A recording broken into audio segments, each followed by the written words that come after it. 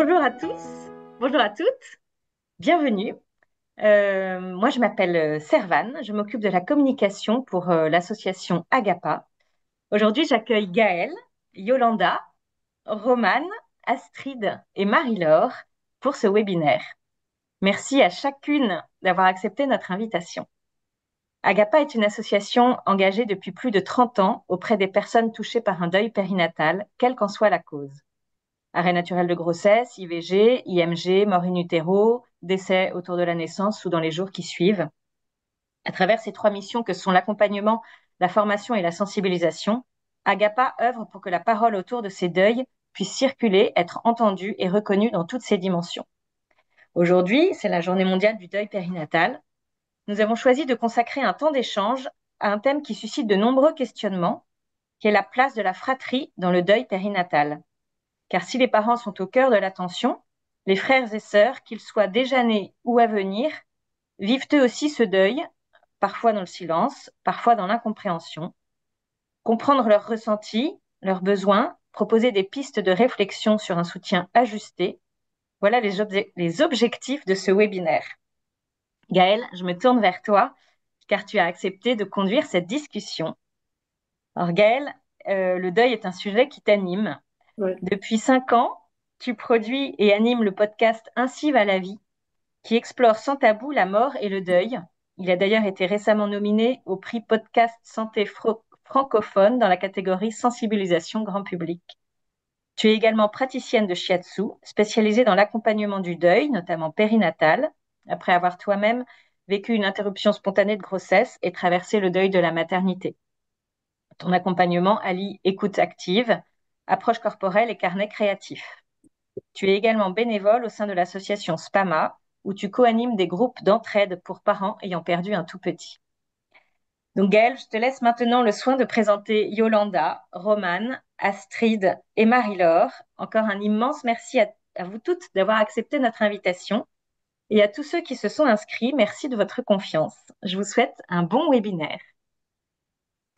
Merci Servane et merci effectivement à nos quatre invités que je vais vous présenter de suite et à toutes celles et tous ceux qui nous rejoignent sur ce webinaire. Donc, j'ai commencé par Yolanda. Ne soyez pas surpris ou surprise parce qu'on se connaît depuis quelques années, donc je vais tutoyer Yolanda. Yolanda, tu es maman de trois filles. Il y a Inès qui a 11 ans, Alice qui est décédée à 15 jours de vie et la petite Lucie qui a 2 ans. Après le décès d'Alice, vous avez perdu un bébé lors d'une IMG et tu es maintenant spécialisée et coach spécialisée dans l'accompagnement du deuil périnatal et fondatrice de Parlez-moi d'eux. Tu accompagnes ainsi en fait, les parents endeuillés à traverser leurs émotions, à se projeter dans un nouveau parcours et un nouveau projet de grossesse, et puis aussi à se reconstruire et à reconstruire un quotidien plus apaisé après la perte de leur bébé. Donc, bienvenue Yolanda à ce webinaire. Merci Gaëlle. Alors, Romane, vous êtes la cinquième d'une fratrie nombreuse et vous êtes la grande sœur endeuillée de deux jumelles, Faustine et Valentine, qui sont mortes une in utero lorsque vous aviez 2 ans. Et vous êtes autrice du spectacle Terre salée, qui est un seul en scène dans lequel vous explorez l'impact de ce deuil sur la fratrie et sur votre famille. Donc, nous allons en parler tout à l'heure. Bienvenue également, Romane. Merci. Astrid, vous êtes psychologue clinicienne au CHU de Bordeaux, spécialisée en périnatalité et dans la prise en charge du deuil périnatal depuis plus d'une quinzaine d'années. Vous avez coécrit le livret Darius et la fleur multicolore et vous avez également coécrit un livret à destination de la fratrie confrontée à la perte d'un tout petit. Et puis, vous avez aussi soutenu et porté le projet d'un lieu de recueil du deuil périnatal au sein de l'hôpital Louis Mourier à Colombes. Bienvenue Astrid. Merci. Et puis notre quatrième invitée, Marie-Laure, vous, vous êtes écoutante bénévole chez Agapa depuis 10 ans. Vous accompagnez les parents endeuillés, quelle que soit la perte à laquelle ils font face, que ce soit un arrêt naturel de grossesse, une IVG, une IMG, une mort in utero ou le décès d'un bébé à la naissance. Et dans ce cadre-là, vous animez des parcours individuels, vous animez également des cafés-rencontres et des groupes de parole. Et vous serez prochainement formatrice Agapa auprès des professionnels. Bienvenue. Maintenant que je vous ai toutes les quatre présentées, je vous propose de construire ce webinaire en trois temps. D'abord, nous allons aborder l'annonce du décès à la fratrie ou à l'aîné, hein, si c'est un enfant qui est tout seul.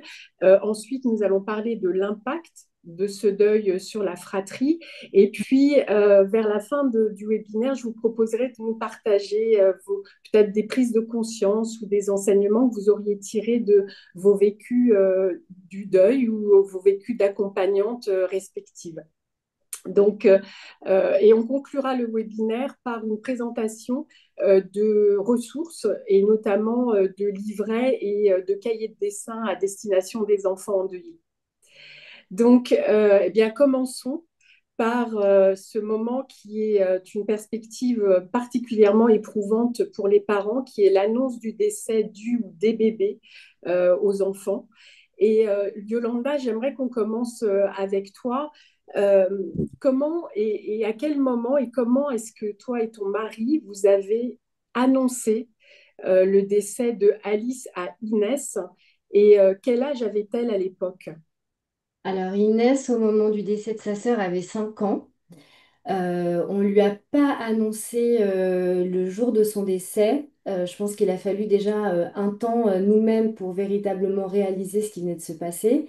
Il faut savoir que l'hôpital, donc Alice est décédée à l'hôpital Robert Debré et on a eu cette chance dans notre malheur qu'une dernière rencontre puisse être organisée en fait entre les sœurs. Donc ça a été, Alice est décédée le 11 décembre, donc ça a été le 9 décembre. Et donc du coup, on a pu, accompagné par l'équipe médicale, organiser ce dernier adieu où elle a compris qu'elle était dans une situation qui était compliquée, qu'il y avait des tubes, qu'il y avait tout ce qui était chambre de réanimation néonatale. Donc elle qui l'avait connue à sa naissance, dans tout ça, elle a compris la gravité, même si le mot mort n'avait pas été employé, mais en tout cas, dans sa manière d'aborder les choses, de me poser des questions, de me tester, qu'est-ce qu'on va faire pour les 1 an d'Alice, on sentait déjà qu'elle avait compris qu'il y avait quelque chose de grave. Et puis du coup, nous, c'est vrai que Alice est décédée à l'aube et puis rentrer à la maison, enfin, on est vraiment dans un état second, on réalise pas trop. Puis c'est vrai qu'on est déjà en train de penser à l'après parce que contrairement à ce que les gens pensent, il faut organiser des obsèques, il faut imaginer énormément de choses pour l'après, alors que nous, on est encore dans le dedans. Et on ne se sentait pas ce jour-là de lui dire parce qu'on s'est dit, on se sentait déjà pas nous solides, on n'avait pas les mots, on ne savait pas comment aborder les choses. Et je pense qu'on s'est dit, offrons-lui encore une journée, on va dire, d'insouciance, voilà, dans tout ça, parce qu'à partir du moment où on va lui annoncer que sa sœur est décédée, sa vie, en fait, va basculer, comme nous, on l'avait connu, voilà, au moment de l'annonce. Donc, on a vraiment pris une journée, voilà, pour faire le point aussi avec mon mari, pour trouver les mots, pour savoir comment lui dire. Et avec le recul qui est le mien, parce que ça fera bientôt 6 ans là, cette fin d'année, ça a été un moment, un des moments les plus dramatiques de ma vie, mais aussi un moment où j'en garde, en fait, contrairement à ce qu'on pense, un très bon souvenir parce que ça a été fait dans la douceur de notre foyer, que c'était un moment qui a été choisi, que les mots, ils ont été pesés aussi parce qu'on savait qu'on n'avait pas une deuxième chance de faire bonne impression et qu'à partir du moment où tous les mots, l'attitude, la manière d'amener les choses allaient être importantes pour elle dans sa reconstruction.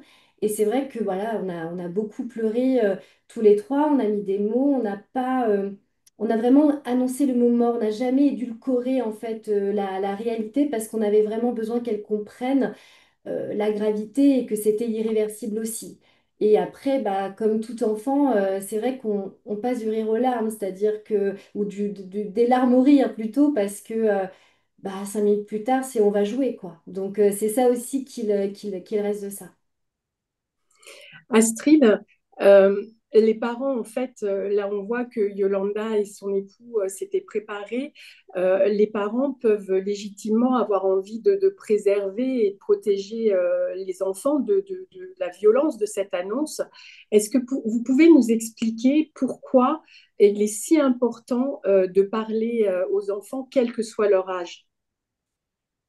Alors, effectivement, je trouve très parlant la façon dont Yolanda le présente, c'est-à-dire que il y a le temps où on accuse le coup de ce qui se passe dans notre réalité d'adulte, et après, il y a comment est-ce qu'on va restituer ce qu'on a traversé soi auprès d'un enfant, en sachant que l'enfant, quel que soit son âge, et même s'il est tout petit, il est forcément impacté par cette réalité que le couple parental traverse. Plus on va pouvoir aider l'enfant à décoder ce qu'il a absorbé malgré lui, ce qu'il a capté des changements d'attitude, des changements d'humeur, des expressions du visage, des expressions corporelles, des conversations dont il a entendu un fil en écoutant peut-être malgré lui, hein, parfois ce qui a pu se partager avec le reste de la famille, au téléphone avec un médecin. Plus on va lui donner des outils pour comprendre tout ce qu'il a absorbé, et plus ça va l'aider à donner du sens. Donc ça, c'est une première fonction de la mise en mots des adultes vis-à-vis des enfants, c'est de les aider à mettre du sens sur ce qu'ils ont perçu, compris, analysé par eux-mêmes. Et d'autre part, c'est vraiment très utile de nommer ce qui est en train de se passer parce que ça le concerne aussi, hein, et Yolanda le dit très bien, ça concerne son aîné, en fait, le fait qu'il y ait un enfant qui soit décédé, qui ne rentrera pas à la maison. C'est un deuil partagé. Donc c'est aussi une façon de l'inclure que de lui raconter cette histoire. C'est lui dire tu en fais partie de cette histoire.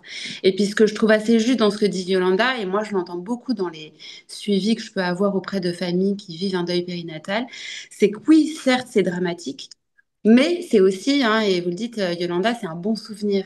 C'est-à-dire, il y a quelque chose de liant dans ce moment très fort qu'on traverse émotionnellement. Il y a de la tristesse, il y a du chagrin, il y a de la colère, mais il y a aussi beaucoup d'amour qui fédère. Et donc ça, c'est un autre élément qui va dans le sens de mettre des mots auprès de l'enfant. Si on ne donne pas ces clés à l'enfant, il va se trouver très seul pour essayer de décoder ce qui se passe. Et en général, les enfants, quand ils sont seuls à interpréter ce qui se passe autour d'eux, souvent les interprétations sont encore plus anxiogènes que la réalité. Et la troisième fonction, je dirais, très importante dans le fait de nommer les choses auprès de l'enfant, c'est que si on part de ce que lui, il a compris de ce qui se passait intuitivement, par tous ces décodages qu'il a pu réaliser, on va soutenir son intuition, on va lui accorder le fait que peut-être qu'il a bien capté les choses et donc il peut faire confiance à sa capacité à percevoir et à analyser ce qui se passe autour de lui. Et ça, c'est un cadeau énorme pour le reste de sa vie, de savoir qu'il peut se fier à ce qu'il comprend et de ce qu'il perçoit de ce qui se passe autour de lui. Oui, donc c'est rassurant pour lui dans sa perception de ce qui se passe autour de lui, de ce qu'il ressent. C'est un vrai point d'appui, cette assurance. Bah oui, un vrai point d'appui pour ce qu'il vit à l'instant T. C'est un vrai soutien et un vrai ancrage pour la suite. Et puis, il y a aussi beaucoup cette idée que quand on met des mots auprès de l'enfant, on crée du contenant. On dit que les mots, ça borde, ça met du bord. Et donc, en nommant les choses, on va aussi donner du contenant à l'enfant pour qu'il, lui, après, il puisse exprimer ce qui le traverse émotionnellement, sa peine, son chagrin, sa colère, son sentiment d'injustice, sa peur peut-être aussi. Ça peut être aussi l'occasion parfois de revenir sur la crainte qu'il a eue que peut-être il a joué dans ce qui s'était passé pour ce bébé. Moi, j'entends beaucoup de couples me dire, ah ben en fait, mon aîné, ou mon cadet, il voulait pas de ce bébé, il avait peur de perdre sa place. Et donc, ces pensées complètement inconscientes, mais qui peuvent être agressives un, deux, trois, vis-à-vis du bébé in utero, peuvent être très culpabilisante pour les enfants de la fratrie, avec l'impression que ses pensées ont pu contribuer dans ce qu'il était devenu de cet enfant qui est décédé. Et donc, ça peut aussi beaucoup le dégager de ce sentiment de culpabilité, de lui raconter l'histoire de cet enfant qui est mort. Et c'est aussi important, comme le dit Yolanda, de parler de la mort. La mort, c'est une réalité de notre condition de vivant. Et quand on a des formules qui sont un peu plus édulcorées, pour reprendre votre terme, Yolanda, il est parti, il est disparu, même il est monté au ciel. ben, ça donne pas ce sentiment que ce départ, il est définitif. Et donc, parfois, ça met les enfants de la fratrie en attente d'un retour qui ne vient pas. Et c'est doublement anxiogène, du coup. Donc, on peut en parler avec des mots qui sont sobres de la mort. On n'est pas obligé de rentrer dans tous les détails, mais c'est bien de la nommer comme étant voilà, quelque chose d'universel et de définitif. Et donc, de poser le mot mort, c'est souvent plus aidant pour l'enfant. Et est-ce que vous conseillez, ça c'est une question qui peut se poser, est-ce que vous conseillez que les enfants voient le bébé décédé quand c'est possible? Alors ça, c'est vraiment une histoire d'envie. C'est une histoire d'envie de l'enfant. Est-ce que l'enfant, lui, il a envie de cette rencontre? Est-ce que c'est quelque chose pour lequel il a un peu d'élan ou est-ce que c'est quelque chose qu'on lui impose? Alors bien sûr, il faut lui proposer pour qu'il s'autorise à l'imaginer. Mais donc, il faut voir quelle est l'envie de l'enfant et quelle est l'envie aussi des parents. Mm. Peut-être que les parents, c'est pas confortable pour eux d'avoir leur autre enfant, auquel cas il faut pas le faire à tout prix. Si l'envie est partagée entre l'enfant et les parents et que ça se fait dans des conditions confortables en termes de sécurité de la rencontre, c'est-à-dire aussi encadré peut-être avec une équipe, avec des paliers. On peut décrire le bébé, on peut montrer des empreintes, on peut faire cette rencontre en plusieurs temps. Mais je pense que oui, ça peut être quelque chose de soutenant s'il y a du désir partagé pour cette rencontre. D'accord.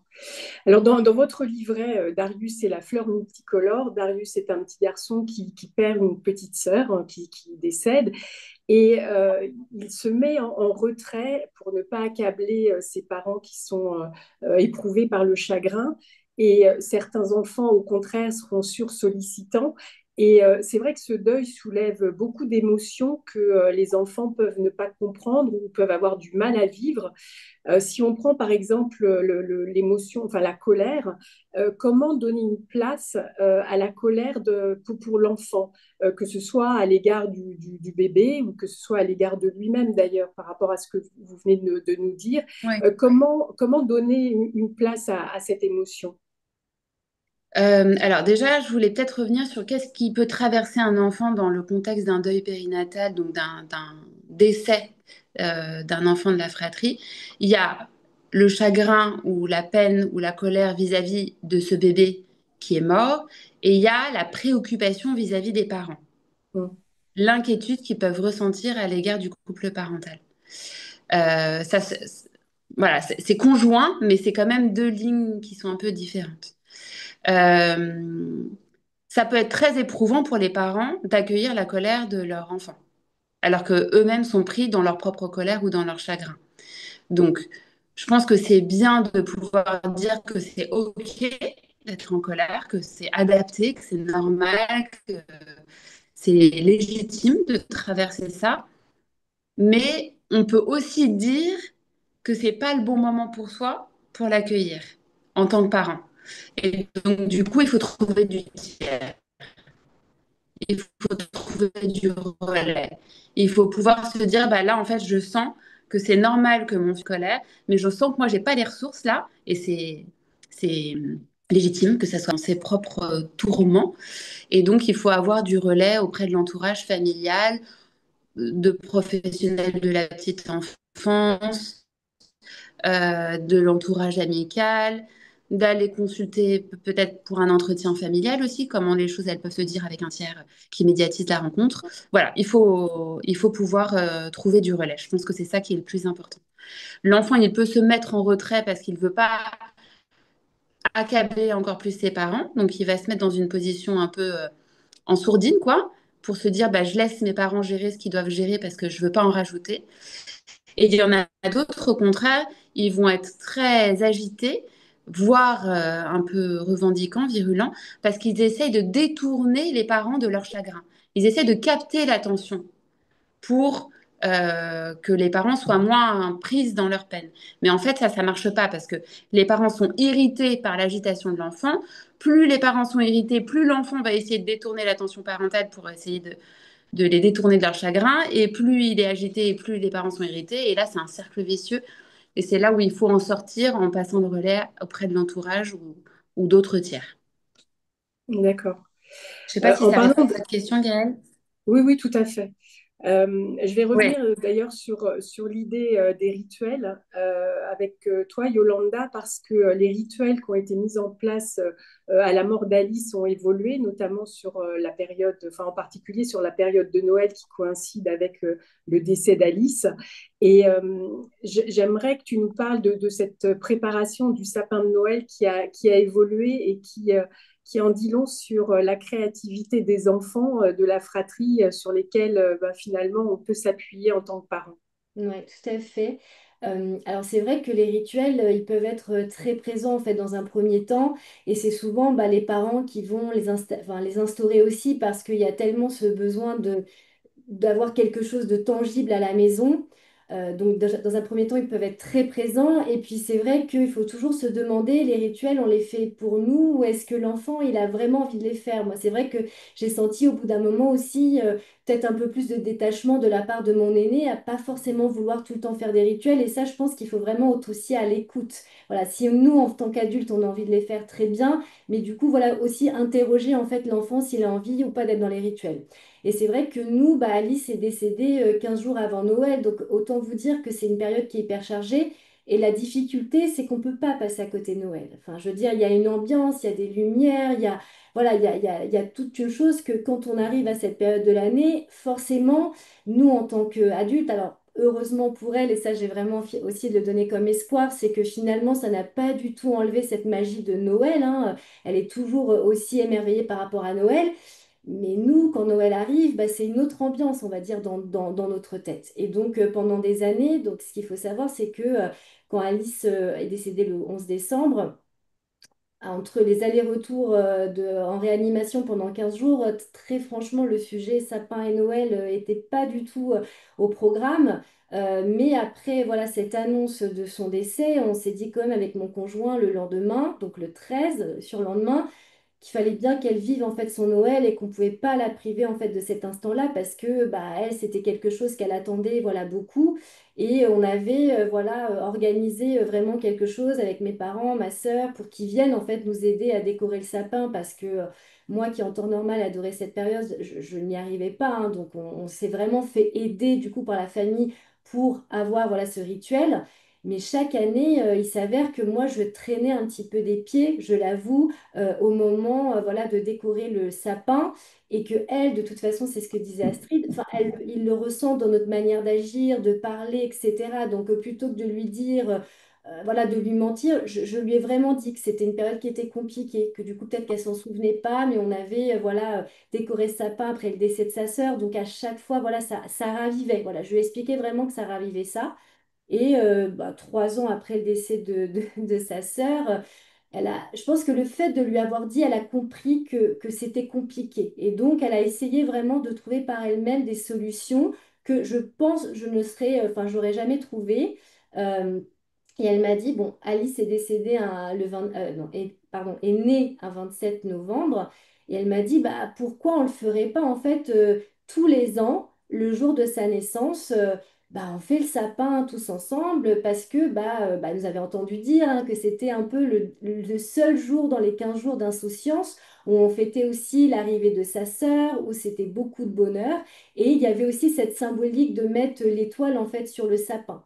Et donc du coup, pour elle, et alors, moi, quand elle m'a dit ça, vraiment, je me suis dit waouh, parce que en fait, elle a vraiment réussi à changer complètement la donne. En fait, moi qui étais très réfractaire en fait à ça, bah en fait, chaque année maintenant, on prend vraiment plaisir en fait de nouveau à faire le sapin parce que en fait, c'est aussi une commémoration de la vie de sa sœur. Et on le met plus en fait attaché en fait uniquement à sa mort. C'est vraiment bah, ce 27 novembre on le fait le sympa tous ensemble. Et donc, du coup, bah, notre petite dernière aussi maintenant va être prise en fait aussi dans, comment dire, ce rituel qu'elle a créé et qu'elle prend plaisir aussi à nous rappeler parce que c'est venu d'elle. Mhm.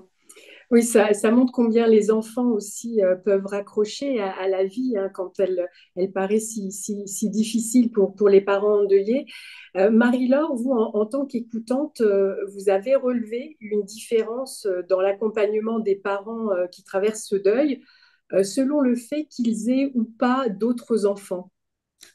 Oui, effectivement. Donc, nous, on accueille des parents après le deuil de leur enfant, que ce soit très peu de temps après ou plus longtemps. Euh, Globalement, on voit quand même plus de parents dont c'est le premier enfant euh, et qui sont complètement désespérés, qui n'ont pas grand-chose à quoi se raccrocher. Alors que des parents qui ont déjà un enfant à la maison, un ou plusieurs enfants, on les voit qui sont raccrochés à la vie par ces enfants bien vivants, qui sont là, dont ils ont la charge, la responsabilité, et auxquels ils sont énormément attentifs. Ils, ils comprennent bien tous les enjeux que ça a pour ces enfants, que de savoir encore s'occuper d'eux alors qu'ils sont au fond de leur chagrin et que ils doivent donc arriver à faire la part des choses, se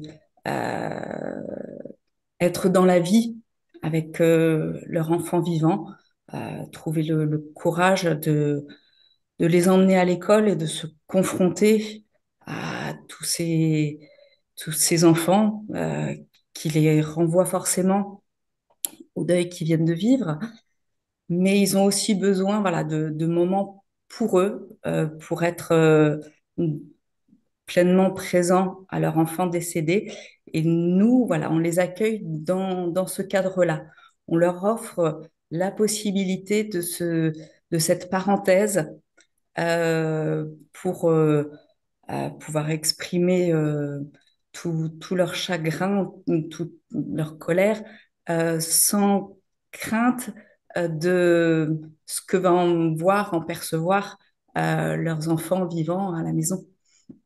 Donc, c'est important de leur offrir ce sas, ce relais, comme disait Astrid. Il y a besoin de relais pour les enfants, mais il y a aussi besoin de relais pour les parents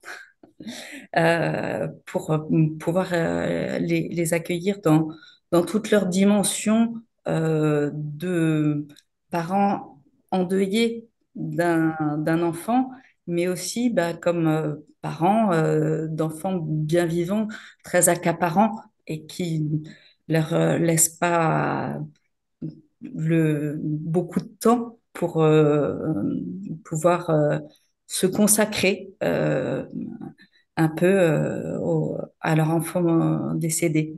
Et c'est vrai que c'est compliqué pour eux de trouver un temps pour chaque. Oui, et puis parfois, c'est difficile pour eux de se laisser aller à leur chagrin, à leurs émotions quand il y a les enfants autour.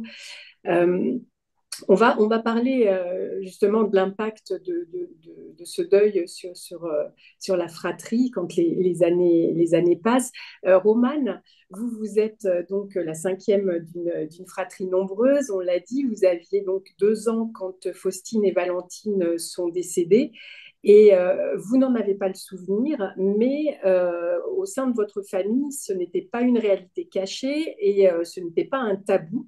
Est-ce que vous pourriez nous parler de voilà, ce qui s'est passé à ce moment-là, ce qui a été raconté par les uns, les autres, et comment l'avant-après qui a été ressenti par les enfants? Oui, donc moi, oui, effectivement, j'ai 4 grands frères et sœurs qui avaient entre 20 et 10 ans à l'époque. C'est très drôle parce que quand je les ai interrogés, il y a vraiment certains ont pratiquement aucun souvenir de ce moment-là, ou très très peu, et d'autres s'en souviennent très bien.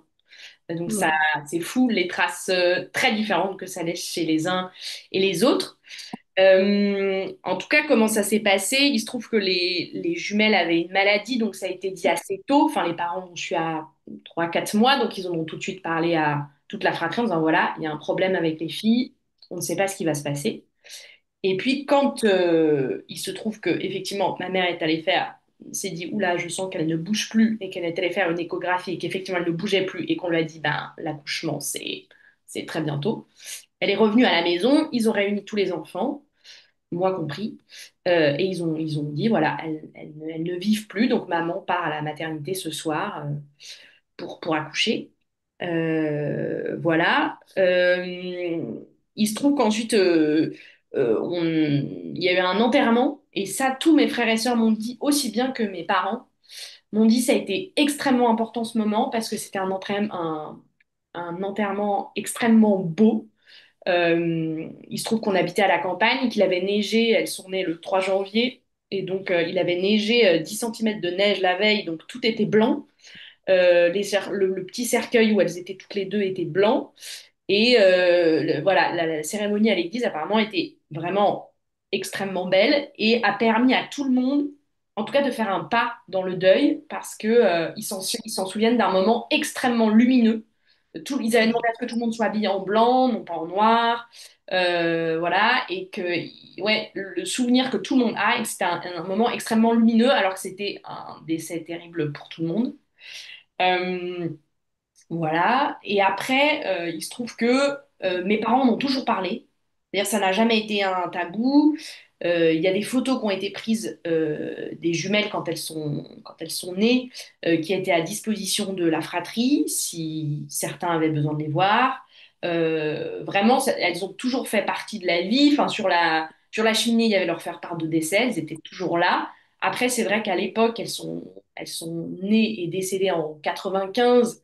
Voilà, il n'y avait pas vraiment d'accompagnement, donc il n'y a pas eu de rituel, il n'y a pas eu tout ça. Mais en tout cas, il était possible d'en parler.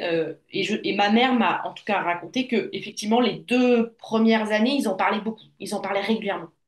Euh, voilà, il se trouve que moi, quand j'étais petite, bah, vu que j'étais petite, je n'ai pas souvenir du tout de ce moment-là, mais que même les années passant, je l'ai toujours su. Mon petit frère qui est arrivé après moi l'a toujours su aussi. Vraiment, elles étaient là, quoi. Enfin, après, on n'en parlait pas évidemment tous les jours, etc. Mais elles ont toujours été très présentes avec nous. Ça n'a jamais été caché. J'ai des neveux et nièces qui connaissent leur existence. Enfin, voilà, c'est vraiment, elles sont incluses dans la famille. Après, c'est vrai que quand j'ai du coup écrit le spectacle et que j'ai été un peu rechercher un peu des choses, il y a beaucoup de choses qui se sont effacées, aussi bien chez mes parents que chez mes frères et sœurs. Beaucoup de choses dont ils se souviennent plus. Ma mère se souvient pas du tout de la période de l'après, des années assez proches qui ont suivi. J'ai eu du coup des informations par deux de mes sœurs aînées qui étaient ados et je pense qui ont été voilà plus sensibles et plus marquées par ça. Euh, voilà comment un peu ça s'est passé. Vous n'avez pas assisté aux Non, funérailles et non. est-ce que ça vous a gêné enfin, dans votre vécu de deuil, entre guillemets, gêné? Vous avez Euh, ressenti que c'était quelque chose qui aurait été important pour vous, même si vous étiez toute petite, hein? Mais je pense que c'est important. Finalement, quand j'en ai discuté avec mon père, il m'a dit en fait, je pense qu'on a fait une erreur. Tu aurais dû être là, même si tu étais gardé par quelqu'un au fond de l'église, parce que tu aurais senti ce qui se passait. Et t'aurais dit comme tout le monde et avec tout le monde un dernier au revoir, quoi. Et il me dit, en fait, je lui dis, bon, bah voilà, peut-être c'était l'époque, on savait pas trop comment faire. Mais il m'a dit, ouais, je pense qu'en fait, à n'importe quel, que le bébé, il soit tout petit, ou qu'il ait 1 an et demi ou 2 ans, en fait, c'est tellement important ce moment-là, parce qu'il dit, quand je vois tout ce que, en tout cas, quand j'entends, moi aussi, mon père me dit ça, et moi j'entends aussi, ce moment où tout le monde s'en souvient. Il y a beaucoup de choses que les autres ont oubliées, mais ça, tout le monde s'en souvient. Et que ça a été vraiment, tout le monde a dit, ça a été un premier pas dans le deuil, ça nous a permis au moins de, je sais pas, comme très paradoxalement, une espèce de bouffée d'oxygène, de beauté, paradoxalement peut-être de bonheur un peu, enfin très particulier, mais en tout cas, il a dit, et je pense que en fait, tu aurais pu très bien y être, et peut-être que tu n'aurais pas tout compris, mais tu aurais compris l'essentiel, c'est qu'elle n'était plus là et qu'on leur disait tous au revoir une dernière fois. Et je pense qu'effectivement, ça a eu un impact sur moi parce que je suis, alors peut-être parce que aussi, voilà, c'est mon métier, mais j'ai eu envie d'en parler euh, dans un spectacle. Enfin, j'ai eu envie de retracer l'enquête parce que justement, n'ayant pas de souvenirs, j'ai eu envie de retracer l'enquête et que ça n'a pas laissé des traces difficiles ou des blessures ouvertes chez moi. Mais en tout cas, je pense que le fait de ne pas y avoir été, en tout cas, a marqué quelque chose de différent par rapport à mes autres frères et sœurs. Ouais. Et alors, pour revenir à ce spectacle, ce seul en scène Terre Salée, qu'on introduisait tout à l'heure en début de webinaire et que vous jouez à partir de demain jusqu'à la fin de la semaine au Théâtre du Chariot à Paris, euh, qu'est-ce que cette création artistique vous a permis de réaliser sur l'impact de ce deuil sur vous et sur les autres membres de la fratrie? Vous disiez que chacun a évidemment un vécu différent, mais vous concernant, qu'est-ce que ça a révélé, qu'est-ce que ça a mis en valeur et en lumière? Ça a mis en lumière que potentiellement j'avais sûrement beaucoup absorbé la douleur de ma mère étant petite et n'ayant pas encore les mots, n'ayant pas les mots pour dire, pour mettre voilà sur potentiellement mes émotions, sur ce que je voyais de ma mère, de mes frères et sœurs, de mon père, de ce qui se passait à la maison, du climat qui tous mes frères et sœurs m'ont dit a radicalement changé, enfin a changé. Ce n'était plus comme avant, ma mère n'était plus comme avant, voilà. Euh, et je pense qu'effectivement, moi, je suis très proche de ma mère et je pense que j'ai porté une certaine tristesse et une certaine douleur qui n'était pas la mienne. Donc moi, le spectacle, en tout cas, j'ai découvert tout ça en le créant, en allant interroger tout le monde, en me renseignant sur ce qu'était l'unité périnatale, parce qu'au fond, moi, je savais que c'était arrivé dans ma famille, mais je n'avais pas le terme, je ne savais pas à combien de femmes ça arrivait, je n'avais pas tout le vocable ou toutes les informations qu'ensuite j'ai découvert au fur et à mesure. Euh, et voilà, moi, ça m'a permis en tout cas de retracer un peu le chemin plus précisément aussi de ce qui s'était passé vraiment, de ce qui s'était passé pour ma mère précisément, et puis aussi de l'impact, ça je l'ai réalisé au fur et à mesure, mais de l'impact que ça avait eu même sur l'entièreté de la famille et sur la suite de la composition familiale. Mes parents se sont séparés 10 ans après, ça fait partie, ce deuil qui n'a pas été vécu de la même façon et qui n'a pas été nommé et vécu, voilà, par mon père et par ma mère de manière différente et qui a créé une distance et qui a en tout cas contribué aussi à une séparation 10 ans plus tard. Euh, voilà, et donc moi j'ai réalisé tout ça, j'ai réalisé que ça avait été une énorme douleur pour ma mère, qu'elle avait été très incomprise parce que pas accompagnée à l'époque et qu'elle s'était sentie extrêmement seule, très peu, voilà, ouais, très peu accompagnée. Donc j'ai réalisé tout ça, le rôle que moi j'avais eu, le chemin de ma mère, et puis l'impact que ça a eu sur la famille. Astrid, on perçoit bien dans le témoignage de Romane combien ben, le décès des jumelles voilà, a impacté, là, elle le disait, toute la fratrie, la famille, combien la maman, en particulier l'intensité du chagrin de la maman, a fait que voilà, elle n'a plus jamais été la même après, alors même qu'on parlait de ces jumelles décédées. Donc ça montre combien l'impact est complexe et que chacun des membres de la fratrie va vivre ce deuil différemment. Romane, vous l'expliquez très bien. Comment faire avec cette tristesse, avec cet accablement et avec, voilà, parfois, là, c'était parlé, mais même quand c'est parlé, c'est difficile. Donc, quand c'est moins parlé, ça doit l'être encore plus. Comment vous pourriez nous éclairer là-dessus? Alors, quand c'est parlé, ça ne veut pas dire que c'est soigné. Mm. C'est-à-dire on y accorde du soin. Quand on traverse des événements aussi traumatiques ou potentiellement traumatiques, où il y a une effraction de la mort dans notre vie du quotidien, ça nécessite d'être soigné au sens du care, donc de prendre soin les uns des autres et de recevoir des soins, sans doute aussi, de l'extérieur. Euh, et peut-être que là, ça a manqué de soins de la famille, de cette maman. Alors, vous disiez du coup, Romane, que bon, bah, dans votre histoire familiale, ça a amené à une séparation du couple de vos parents. C'est normal que les choses ne se vivent pas de la même manière dans un couple, hein. Chacun a ses propres bagages, a ses propres deuils antérieurs, a son propre rapport à la mort, à la perte, à la gestion des émotions. Et c'est complètement OK qu'on vive les choses différemment. Le tout, c'est comment ça se parle après à l'intérieur du couple ou dans la famille, comment est-ce qu'on peut supporter qu'on prenne des chemins différents, mais on arrive à maintenir des points de convergence. Il y a autre chose que vous avez dit, Romane, vous avez dit que quand on vous en a parlé de vos sœurs décédées, la formule qui a utilisée, c'était «elles ne vivent plus». Alors, je voulais juste revenir dessus parce que moi, j'ai fait un peu de formation pour des professionnels de santé sur la question de l'annonce de la mort dans la situation d'un deuil périnatal, de la mort d'un tout petit pendant la grossesse. Et alors, typiquement, ça, c'est une formule, moi, on l'a rapporté en consultation. Le cœur ne bat plus ou l'enfant ne vit plus. Il faut un mécanisme mental pour comprendre qu'on est en train de parler de la mort. Voyez? C'est pas évident que ne plus vivre, c'est être mort. Et Ouais. donc, s'il y a des professionnels de santé qui nous écoutent, vraiment, c'est beaucoup plus facilitant de poser le mot mort, être décédé, que d'avoir des formules qui demandent de la complexité mentale dans un moment où on est sidéré. Voilà, je voulais juste faire cette petite Ouais. aparté. Parce qu'en plus, je crois que mes parents ont Euh, bien utilisé le mot mort. Ils ont bien dit, moi j'ai dit ça, c'est marrant. Mais je sais que mes parents ont bien utilisé le mot mort parce qu'ils savaient que c'était important, qu'il fallait pas dire elles sont parties au ciel, elles sont disparues. Et effectivement, ça, ils l'avaient bien. Et je sais que, mais je sais pas pourquoi. Moi, j'ai utilisé cette formule-là, voilà. Oui, oui, oui. Mais je sais que ça, ils l'ont bien dit, ouais. ouais.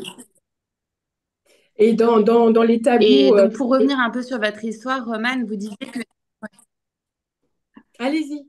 je voulais, ouais, je voulais juste revenir sur l'histoire de Romane, parce que du coup, vous dites que vous étiez toute petite, pardon, et que du coup, bah, je pense que quand on est un enfant tout petit, on est encore plus éponge par rapport à tout ce qui se passe de non-verbal. Comme on n'est pas bien encore dans le langage, on absorbe encore plus ce qui va se jouer relationnellement avec son entourage et notamment avec sa mère quand on est toute petite. Euh, donc, ça nécessite encore plus, je crois, plus l'enfant est petit et plus ça nécessite qu'on nomme les états émotionnels dans lesquels on se trouve et qu'on prenne aussi soin de parfois, peut-être, encore une fois, ben, autoriser à pas être là, à s'absenter, à faire autre chose, à être ailleurs pour pouvoir revenir dans des moments où on est disponible. Alors que de se dire non, parce que du coup, Marie-Laure, vous disiez, ouais, quand on a d'autres enfants à la maison, bah, du coup, ça nous remet dans la vie. C'est vrai que ça nous remet dans la vie, mais en même temps, bah, du coup, ça nous demande de nous dissocier un peu, d'être un peu discordant entre l'état émotionnel dans lequel on est et ce qu'on a à faire de notre quotidien. Et donc, cet état de discordance, l'enfant, quand il est en bas âge, il va être un vrai capteur de tout ce qui ne se partage pas, mais qui occupe le terrain. Voilà. Donc, votre âge a beaucoup contribué, peut-être, hein, à ce que ça soit encore plus lourd à porter d'être en support de la tristesse de votre mère, qui n'était Ouais, pas accompagnée par du ouais, soin, quelle que soit la forme de ce soin, encore une fois. ouais, ouais. Et d'ailleurs, pour revenir aussi sur les différents vécus, le frère, alors le petit frère qui est né après les jumelles, lui, il a eu un lien particulièrement intense, semble-t-il, avec les jumelles qu'il n'a donc jamais connues. Et par ailleurs, vos sœurs ont eu des grossesses et une maternité tout à fait épanouie, ce qui montre bien que ça ne génère pas forcément des peurs et forcément des traumas au long cours. Donc, par rapport à votre fille, à votre frère, pardon, est-ce que vous pourriez nous parler un petit peu vraiment de ce que vous avez remarqué de ce lien inconscient avec les jumelles? Bah, en tout cas, je me suis dit ça parce que ça, c'est vraiment ma perception, mais je pense que ma mère, craintive sûrement, de se dire, il ne faut pas qu'il soit un enfant de remplacement. Je pense à beaucoup pensé ça, et je pense qu'elle lui a malgré tout beaucoup parlé des jumelles, peut-être qu'elle l'a beaucoup plus nommé finalement avec lui, et que je pense que c'est la place qu'elle lui a donnée aussi, et que c'est vrai que moi je sens que c'est, enfin, que les jumelles finalement, moi et mon petit frère Sacha, on leur a donné plus de place et plus d'importance dans la fratrie que mes frères et sœurs aînés. Et que, par exemple, mon petit frère, il a toujours eu, lui, il avait leur faire part de décès dans sa chambre, par exemple. Enfin, ce qu'on n'avait pas forcément nous tous, mais je pense qu'il y a un lien plus particulier, mais qui, je pense, a été aussi induit par ma mère, pour ce fait de dire, elles ont été là, mais ne t'inquiète pas, tu as ta place comme, enfin voilà, tu as ta propre place, et voilà. Et je sais qu'effectivement, on est plus, c'est comme si on était un peu plus conscient de leur place, de leur présence, ouais, de leur lien dans la fratrie que mes frères et sœurs aînés, qui effectivement sont plus détachés, on va dire, de ça. D'accord. Voilà. Alors, Yolanda, toi, comment est-ce qu'avec ton mari, vous avez parlé d'Alice à Lucie, donc qui a 2 ans aujourd'hui? Et puis, deuxième question, comment Inès, l'aînée, a accueilli Lucie? Alors, déjà, moi, il faut savoir que enfin, j'ai Lucie, on l'a attendue 3 ans et demi, hein, après une IMG entre et plus un gros parcours PMA, donc elle était très attendue. Et c'est vrai que la grossesse d'après, enfin qu'on appelle grossesse d'après, est une grossesse très particulière. Et moi, j'avais fait le choix déjà d'en parler quand elle était dans mon ventre, en fait, parce que je sentais bien qu'à des moments, j'étais dans une sorte de dualité entre le deuil et l'espoir, entre la vie et la mort, et qu'en fait, être de nouveau enceinte me rappelait aussi beaucoup Alice, en fait, hein, l'état dans lequel j'étais et tous les souvenirs, puisqu'en fait, c'est vrai qu'un deuil périnatal, on a très peu de souvenirs auxquels se raccrocher, et quand on vit une grossesse, c'est aussi ces souvenirs-là qui remontent. Donc moi, c'est vrai que j'en ai déjà parlé, en fait, pendant la grossesse, quand à un certain moment, j'étais triste. C'est difficile, hein, de dire parfois qu'on peut être triste dans une grossesse parce que les échographies, tout un tas de choses peuvent remonter. Et donc, du coup, je prenais le soin voilà, de lui dire que j'étais triste aussi, mais que c'était pas en lien avec elle, que, il y avait une histoire qui était lourde avant, donc j'ai déjà parlé voilà, de cette grande sœur. Et puis après, j'ai ressenti aussi, alors même plus ou moins, je pense que mon conjoint, enfin, je pense que j'ai fait plus que mon conjoint, même si lui était OK dans tout ça, mais peut-être plus moins à la manœuvre que moi. Mais je sais que j'ai à un moment donné, oui, dans les premiers mois finalement, raconté l'histoire de cette grande sœur. Alors, avec les mots qu'on peut employer parce qu'elle était voilà bébé. Mais quand elle a grandi, je lui ai aussi, voilà, on avait cette chance de sortir, quand on est sorti de l'hôpital Robert Debré, d'avoir cette petite boîte à souvenirs donnée aussi par l'association SPAMA. Donc il y avait des petits souvenirs comme ça. Donc c'est des choses que j'ai pu en fait lui partager pour raconter en fait cette grande sœur. Et en même temps, j'avais besoin qu'elle se rende compte qu'elle avait en fait pleinement deux grandes sœurs, que c'était bien la troisième, que c'était pas la deuxième, que chacune en fait avait aussi sa place. Et pour rebondir sur ce que disait Romane, moi j'avais pas du tout cette sensation d'avoir cet enfant de remplacement dans le sens où Alice elle est tellement présente dans ma vie que pour moi c'est mon deuxième enfant. Il y a même pas de sujet, donc j'ai jamais ressenti ça en fait cet enfant de remplacement. Lucie je l'ai attendue plus que tout, c'est ma petite dernière et c'est très bien comme ça. Mais voilà, on lui en a parlé et aujourd'hui, c'est fait de manière diffuse à la maison. C'est-à-dire qu'il y a une photo qui est présente, elle sait que c'est Alice, elle la nomme, elle la pointe voilà, du doigt. Elle comprend pas encore trop, parce qu'en plus, elle a une petite copine à la crèche qui s'appelle Alice. Donc, c'est un peu encore compliqué pour elle de comprendre que c'est aussi sa sœur, hein, puisqu'on lui dit, tu as une sœur, elle dit que c'est Inès, hein, elle dit pas encore que c'est Alice. Mais en tout cas, le prénom est dit, est employé et c'est pas tabou. Après, pour Inès, ça a été pour nous un peu une surprise dans le sens où elle l'a attendu quand même pendant 3 ans et demi. Et je peux vous dire qu'un enfant qui attend un frère et une sœur aussi longtemps, ça peut être très dur aussi à vivre pour les parents, puisqu'il y a une certaine insistance de quand est-ce que ça va arriver, je ne serai jamais de nouveau grande sœur. Donc voilà, c'est quelque chose qu'il faut voilà, manier avec précaution, parce qu'à la fois on a envie de lui donner cet espoir, de lui dire qu'on a envie, mais on ne sait pas ce que la vie nous réserve aussi. Donc, donc pour Inès, on était mais persuadés que l'accueil c'était à bras ouverts, quoi, elle qui l'a tellement attendu. Et ça a été, on va dire, le cas pendant un mois et demi. Et puis, je pense qu'elle a commencé à se dire, d'une certaine manière, parler de manière un peu plus familière, c'est quoi cette arnaque, quoi? Parce que elle sait rien faire, quoi. Ce bébé sait rien faire. Je peux pas jouer avec elle.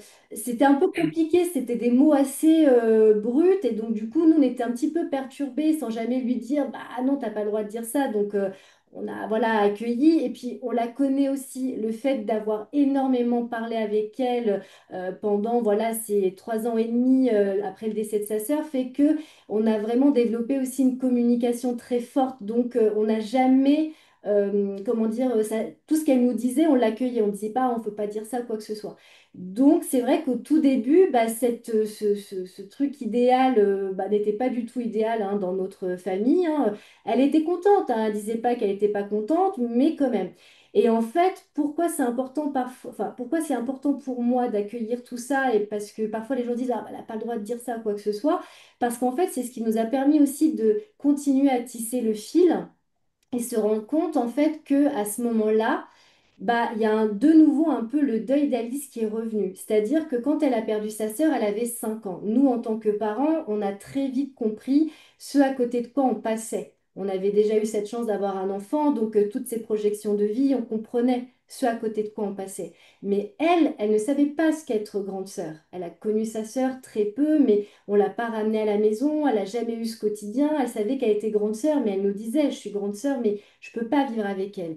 Là, dans ce qu'elle voulait nous lire de elle est trop petite, elle sert à rien, c'est qu'on lui disait mais t'inquiète pas, elle va grandir Lucie, vous allez pouvoir jouer ensemble. Elle fait oui, mais moi aussi je vais grandir. Et en fait, bah, je vais grandir, j'aurais plus envie en fait de jouer avec elle comme j'aurais pu jouer avec Alice. Et ça a été vraiment, en plus, c'était tombé à cette période de fin d'année aussi, dans les dates d'anniversaire. Je pense qu'il y a vraiment des choses qui se sont jouées. Mais ce qu'elle essayait de nous dire, c'est que 5 ans d'écart, c'est pas la même chose que 9 ans. Et que du coup, elle allait arriver à l'adolescence, elle avait déjà cette conscience qu'elle allait pas jouer de la même manière, en fait, avec cette sœur. Donc, il a vraiment fallu accueillir ça, lui dire, voilà, que ça allait peut-être prendre du temps et que c'est normal et que Lucie allait grandir.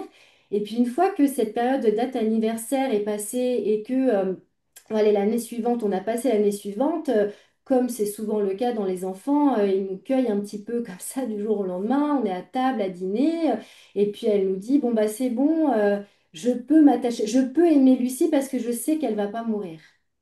En Hmm. fait, je me suis dit, waouh, en fait, en tout cas, elle, dans sa tête, il y a vraiment quelque chose qui s'est joué de attention, peut-être que je peux pas trop m'attacher à elle parce que moi, ma sœur, bah, elle a vécu 15 jours, elle est née et à un moment donné, elle est décédée. Qui me dit que ça sera pas la même chose aussi avec cette autre sœur? Et je pense qu'elle a vraiment eu bah, ce besoin en fait de se rassurer aussi, de se dire que bah, finalement, peut-être qu'elle allait vivre et rester à la maison. Et nous, on a juste pris le temps d'accueillir et on a aussi mesuré ce par quoi elle était passée, parce que les enfants, bah, déjà, nous adultes, on a du mal un petit peu à mettre des mots sur ce qu'on ressent. Alors les enfants, c'est voilà, c'est encore plus difficile. Mais bout à bout, on a compris pourquoi ça avait été compliqué pour elle et que finalement, en fait, après ça, c'est vrai que aujourd'hui, ils ont une relation qui est très très proche, voilà, aussi. Et finalement, elles jouent, voilà, elles jouent ensemble. Elles ont trouvé aussi une manière de créer, voilà, cette relation entre sœurs. D'accord. Merci Yolanda pour ce partage qui est vraiment important. Astrid, Yolanda et Romane ont parlé de cet enfant de remplacement. Ça m'amène à vous poser une question, la grande question des enfants d'après, qui est est-ce que j'aurais existé si le bébé n'était pas mort? Est-ce que vous pourriez nous éclairer sur ce questionnement et puis sur la réponse possible à y apporter? Alors, c'est vrai que c'est une question qui est très fréquente dans la tête, je trouve, plus des parents que des enfants que je peux recevoir dont la famille a été touchée par un deuil périnatal. C'est-à-dire, est-ce que j'aurais eu cette autre grossesse si ce bébé n'était pas mort?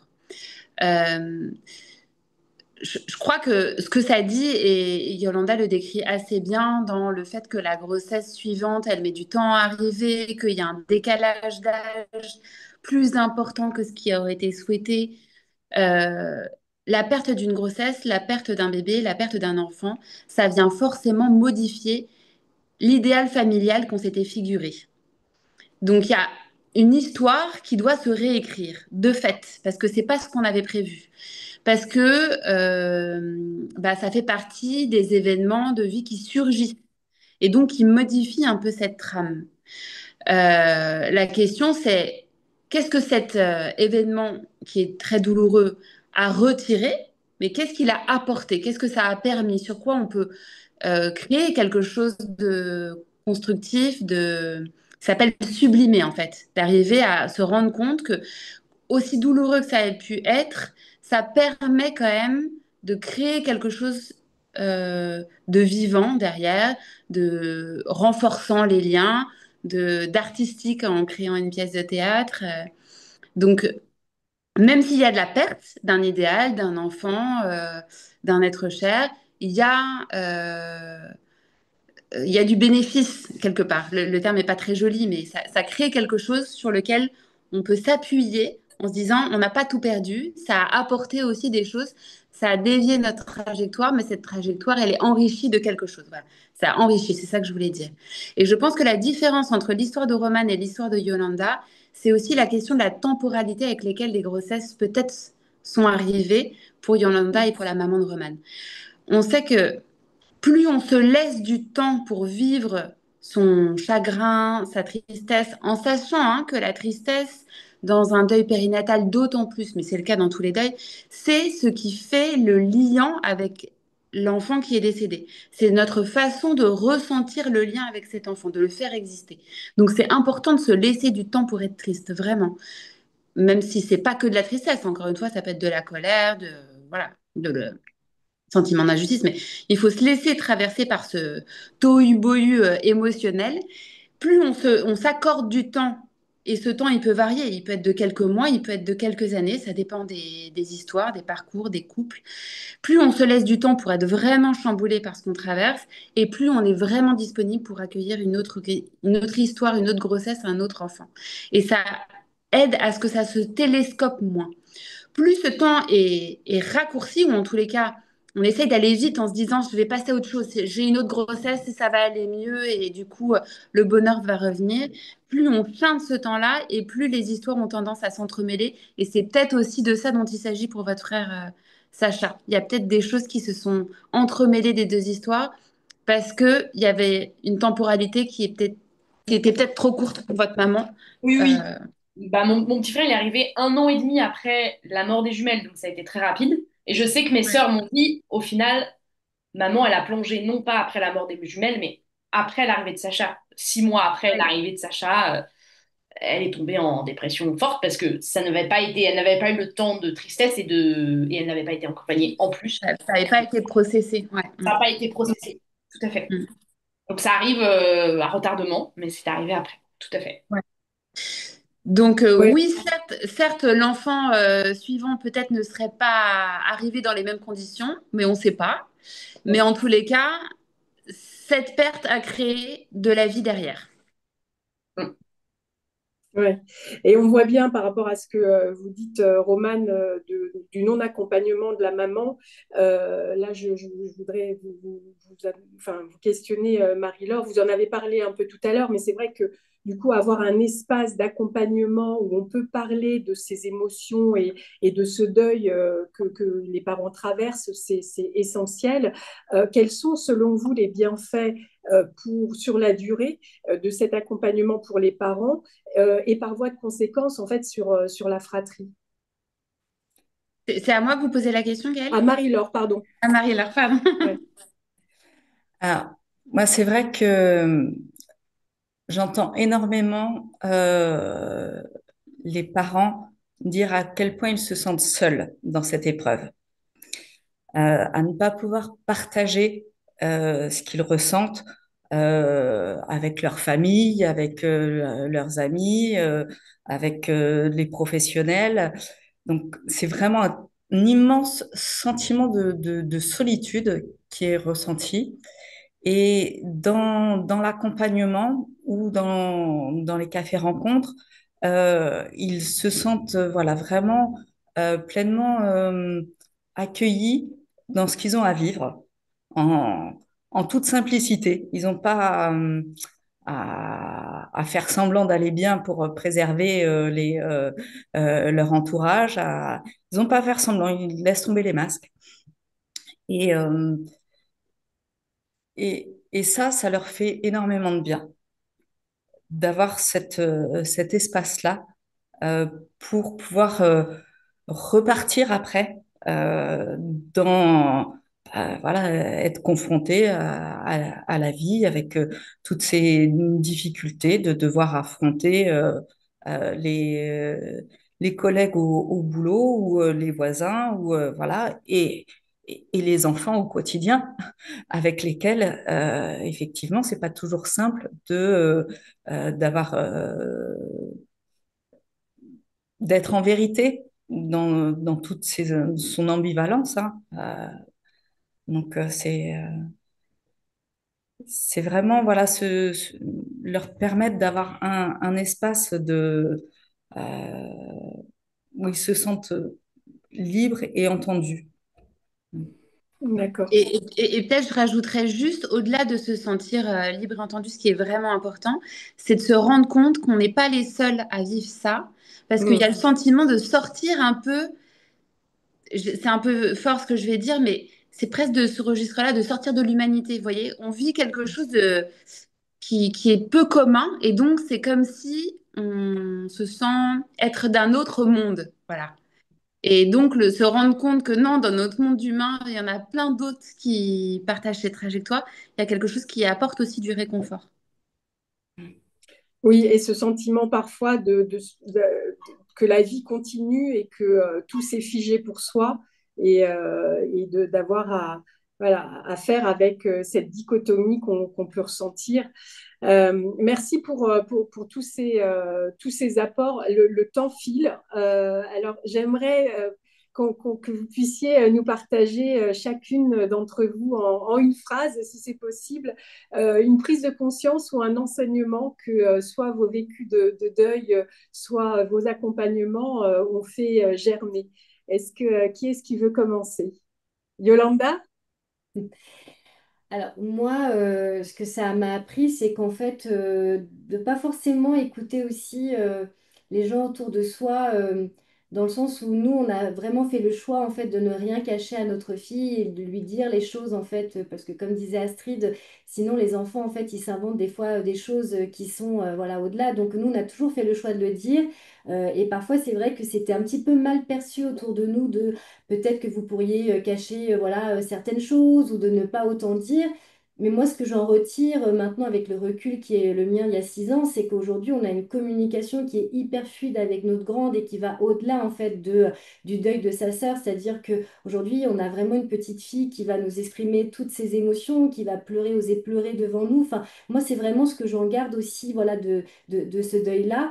Et en tant que parent, de réussir aussi à cultiver un maximum d'indulgence en fait vis-à-vis de soi. On fait vraiment ce qu'on peut en fait à l'instant T. C'est-à-dire que quand on attend un enfant et quand on prépare nos aînés, on les prépare à la vie en fait. On les prépare pas du tout à accueillir en fait la mort. Et donc c'est normal dans un temps, dans un premier temps de tâtonner, de ne pas savoir quoi dire, de se dire que peut-être que les autres ont raison. Et moi ce que j'en garde, c'est vraiment vraiment cette indulgence vis-à-vis de moi en disant ben voilà, j'ai fait ce que j'ai pu, j'ai été chercher les aides parce qu'il y a besoin voilà, de temps en temps d'aller chercher les aides aussi. Mais voilà, et la dernière chose, c'est que les enfants voient tout.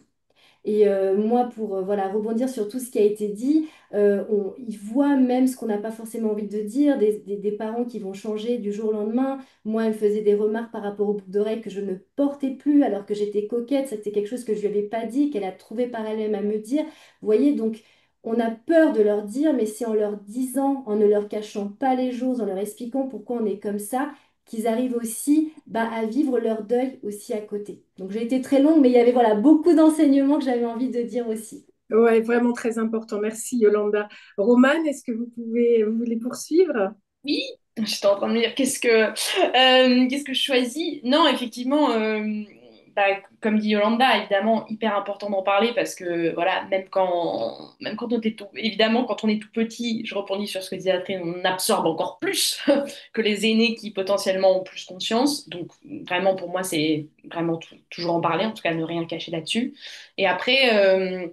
Je pense que malgré tout, la présence, je sais que malgré la difficulté, moi, donc ça a été pour la famille, pour ma mère en particulier, tout ça, je sais que malgré tout, d'avoir quand même 5 enfants avant, l'a aidé malgré tout à sortir et à voir la lumière au fond du tunnel, même si ça a été très long et que le deuil a duré sur un bon paquet d'années. Je pense que malgré tout, elle nous a toujours dit, voilà, vous avez été très important voilà, que la vie continue et voilà. Et c'est aussi, bah, en tout cas, je relisais un peu ce qu'on se disait, mais moi, c'est ça aussi que j'ai voulu transmettre dans le spectacle, c'est que malgré tout, il y a une lumière au bout du tunnel et que malgré la période qui est difficile, la vie peut toujours être là, même dans ces moments extrêmement sombres. Donc, euh, Mm. donc voilà. Merci Romane. Marie-Laure, est-ce que vous avez un mot à nous partager sur le sujet? Moi, ce que j'aime à dire aux personnes que j'accompagne, c'est qu'ils ne seront plus jamais les mêmes et que cette épreuve va les ouvrir effectivement sur plein d'autres choses et que c'est vraiment plein d'espoir de, de réaliser euh, toute la transformation intérieure auquel ça peut amener vers voilà effectivement plus d'indulgence, plus d'écoute, plus d'attention à l'autre et plus d'attention au bonheur de la vie en général une fois qu'on a réussi à intégrer que ben, dans la mort fait partie de la vie. Merci. Et Astrid, par Ouais. rapport à vos accompagnements et à tout ce parcours et votre clinique en périnatalité et en accompagnement du deuil périnatal, quel serait ce que vous voudriez nous partager en conclusion? Ben, comme on est sur un webinaire sur la fratrie, moi j'ai envie de revenir sur l'idée que Yolanda exprimait et Roman aussi. Tout peut se dire à l'égard des enfants quand nous, on est prêt à nommer ce qui se passe. En fait, tout peut se dire, il faut juste adapter son langage au niveau de compréhension de l'enfant. Mais il faut que nous, on soit prêts en tant qu'adultes à mettre des mots. Et du coup, j'aurais envie de citer Marie-Josée Soubieux, qui est vraiment pour moi une référence sur la question du deuil périnatal. C'est presque une mentor hein, à mon égard. C'est pas la parole qui fait de la peine, c'est l'événement. Et l'événement, on n'a pas de prise dessus. C'est qu'est-ce qu'on va faire de cet événement qui va déterminer la trajectoire que ça laissera dans nos vies. Voilà. Donc, c'est pas la parole qui fait de la peine, c'est l'événement. Et s'il est accompagné, cet événement, il peut être aussi renforçant. Merci beaucoup à vous quatre. Alors justement, je pense que Servan va nous rejoindre, mais en attendant, justement par rapport à l'accompagnement des enfants, donc Servan le disait, je suis bénévole au sein de l'association SPAMA et il se trouve qu'on édite des cahiers de dessin. Ces cahiers de dessin, en fait, ils sont destinés aux enfants, soit à l'enfant aîné qui a perdu, dont le petit frère ou la petite sœur est décédé, soit l'enfant qui est né après un bébé décédé ou un jumeau qui a perdu un jumeau ou une jumelle qui a perdu son jumeau ou sa jumelle. Et c'est vraiment intéressant d'avoir ces cahiers de dessin parce que déjà, il y a un petit personnage qui s'appelle Panda, qui est narrateur et qui permet aux enfants de mieux comprendre, déjà d'identifier ses émotions, de mieux les comprendre et puis aussi de mieux comprendre ce qui se passe au niveau de la famille. Et pour l'enfant qui naît après le bébé décédé, on a parlé de la place, ça permet aussi de comprendre et d'identifier sa juste place en fait. Et ce qui est chouette, c'est que c'est un cheminement que les enfants peuvent faire à leur rythme. C'est personnel et c'est guidé par des dessins qui sont ou libres ou guidés. Mais en tout cas, ça a été coécrit par Isabelle Demezrac, qui est la présidente de SPAMA, et par une psychologue. Et c'est vrai que ça permet aux enfants d'avoir un support pour cheminer à son rythme. Évidemment, c'est jamais obligé. Il faut que ce soit un support pour lui d'expression de son intime.